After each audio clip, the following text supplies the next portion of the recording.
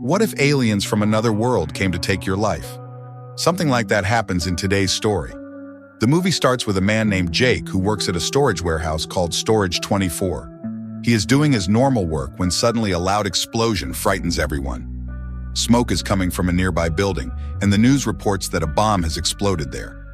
A supervisor goes outside and discovers that a plane engine has crashed onto his car, destroying it. Meanwhile, the sliding doors of the warehouse close by themselves. We then see a woman named Lucy walking her dog near the warehouse. She notices pieces of the crashed plane and quickly calls a friend, asking him to check the news to find out what's going on in the city. While this is happening, her dog suddenly runs into a container. Lucy chases after him and sees a strange white liquid spread everywhere. The dog goes deeper inside, and Lucy finds him looking into a dark area. Suddenly, the dog runs into the darkness, barking loudly, and soon she hears him howling, realizing that her dog has died.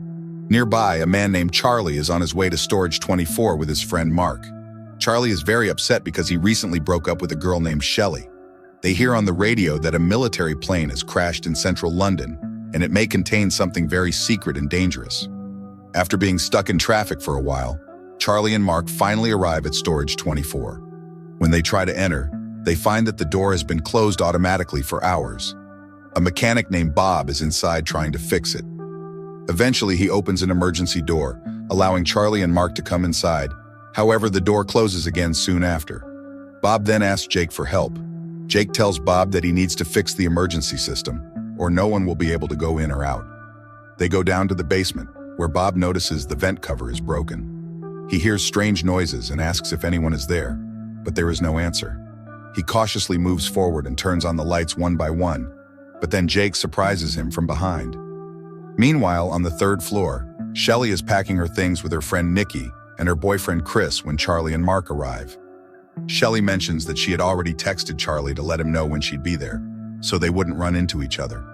Charlie just wants to know why they broke up, but suddenly the lights go out. Jake, frustrated with his job, goes to check on Bob in the basement. He finds Bob sitting on the stairs, but when he gets closer, he realizes that Bob has been badly injured. Suddenly, a wild animal appears in front of Jake, scaring him so much that he rushes upstairs and shuts the basement door.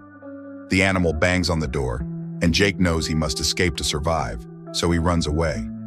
Meanwhile, Charlie and Mark try to open the warehouse door, but it's still locked. They call out to see if anyone is around, but there's no reply. Mark notices that Bob's car is still outside and tries to call the number on the van, but he has no signal. Suddenly, Chris hears someone yelling and rushes out to check. When the lights go out again, he uses his phone's flashlight to find a room with a slightly open door. Inside, he gets scared to see creepy dolls, but soon realizes it's just Jake hiding and very frightened. Jake says they need to get out, or no one will survive. Before Chris can respond, a scary hand grabs Jake, and an awful growling sound echoes through the building. Mark tells Shelley to stay put while he goes to investigate. At that moment, Charlie arrives and asks where Shelley is. She then walks out of a room, adjusting her clothes. Seeing this, Charlie is shocked and realizes that Mark and Shelley are having an affair. In anger, he punches Mark. Shelley tries to stop them, apologizing to Charlie and admitting she has been unfaithful. Charlie quietly left the area to conceal his tears. Witnessing Shelley's behavior, Nikki felt the same way and approached Charlie to comfort him. As they walked past the room filled with mannequins, they heard a noise and decided to investigate its source.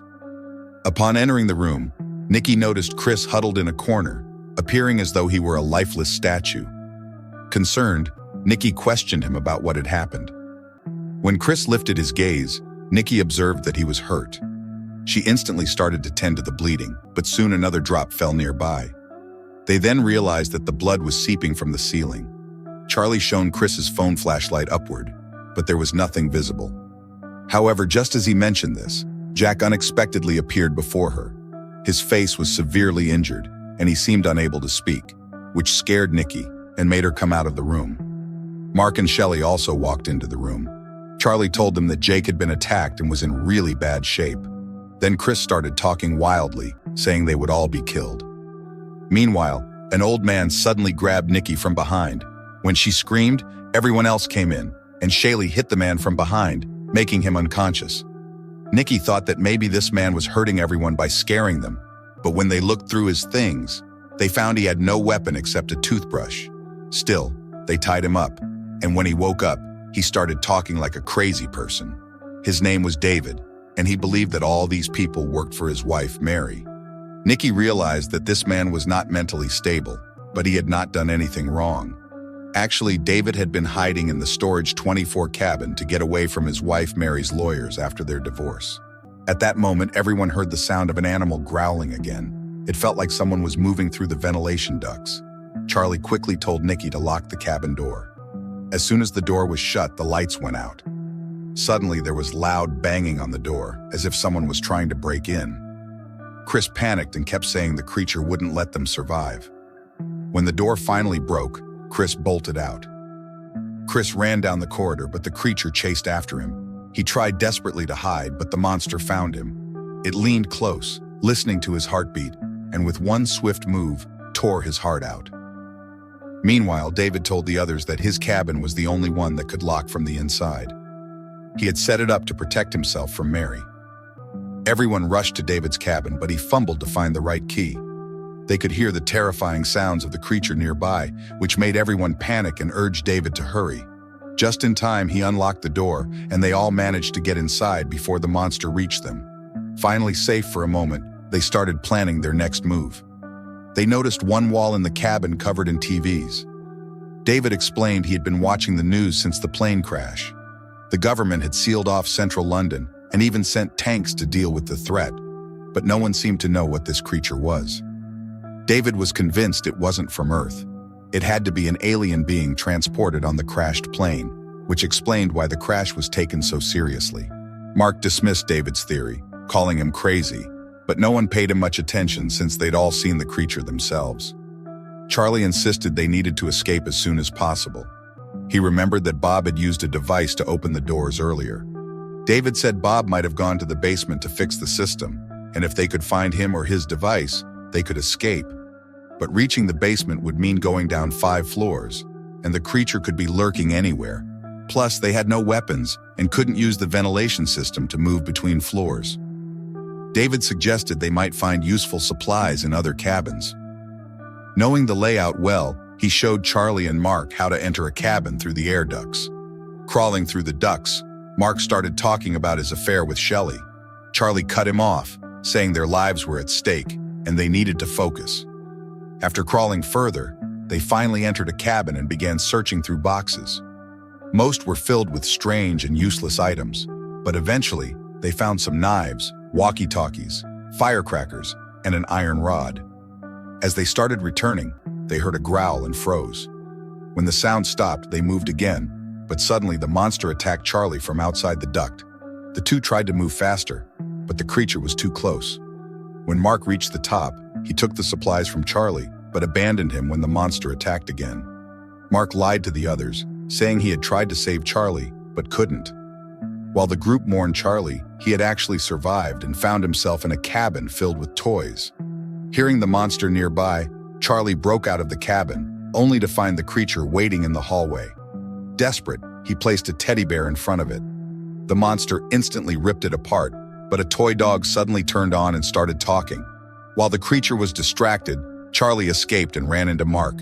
The group was shocked to see Charlie alive. However, they didn't have much time to react as the creature was approaching. They rushed downstairs but ran into the alien. David decided to sacrifice himself to save the others.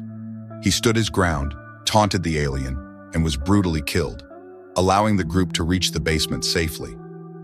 In the dark basement, Charlie and Nikki found Bob's remains and recovered the device they needed to open the door. Returning to the ground floor, they found Mark, who told them Shelley had been taken by the alien. Angry and refusing to leave Shelley behind, Charlie punched Mark, and the two fought. Meanwhile, Shelley, hanging in the alien's clutches, stealthily pulled out a knife and attacked it, escaping with her life. Using a walkie-talkie, Charlie guided Shelley back.